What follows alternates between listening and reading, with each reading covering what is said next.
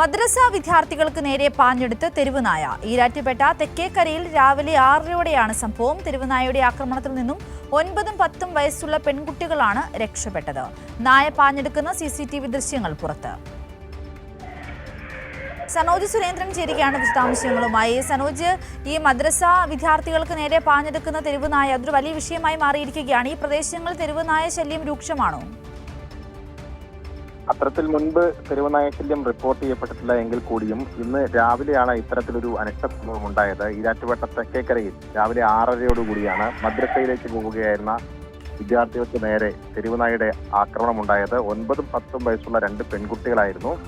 അവർ ഈ തെരുവുനായയുടെ ആക്രമണത്തിൽ നിന്നും തലനാരിഴയ്ക്കാണ് രക്ഷപ്പെട്ടത്. തെരുവുനായ അടുത്തതിനെ തുടർന്ന് കുട്ടികൾ കാറിക്കൊണ്ട് അലറി വിളിച്ച് വീടിനുള്ളിലേക്ക് ഓടിക്കയറുകയായിരുന്നു. അതുകൊണ്ട് തന്നെയാണ് ഈ വിദ്യാർത്ഥികൾ രക്ഷപ്പെടുന്ന ഒരു സാഹചര്യം ഉണ്ടായത്. എന്തായാലും ഈ തെരുവുനായ ശല്യം കോട്ടയം ജില്ലയുടെ പല മേഖലയിലും വ്യാപകമായി റിപ്പോർട്ട് ചെയ്യപ്പെട്ടിട്ടുണ്ട്. ഇതിന് പിന്നാലെയാണ് ഇപ്പോൾ ഈരാറ്റുപേട്ടയിലും ഇത്തരത്തിലൊരു സംഭവം റിപ്പോർട്ട് ചെയ്യപ്പെട്ടിട്ടുള്ളത്.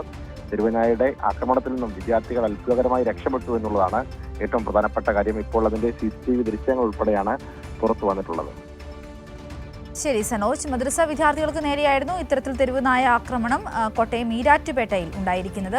ഈരാറ്റുപേട്ട തെക്കേക്കരയിൽ രാവിലെ 6:00-ഓടെയായിരുന്നു സംഭവം. തെരുവുനായ ആക്രമിക്കാൻ വരുന്നത് കണ്ട് ഈ പെൺകുട്ടികൾ ഓടി വീടിനുള്ളിൽ കയറിയതുകൊണ്ട് മാത്രമാണ് അവർക്ക് രക്ഷ കിട്ടിയത്. സനോജ് സുരേന്ദ്രനാണ് വിശദാംശങ്ങൾ പങ്കുവച്ചത്.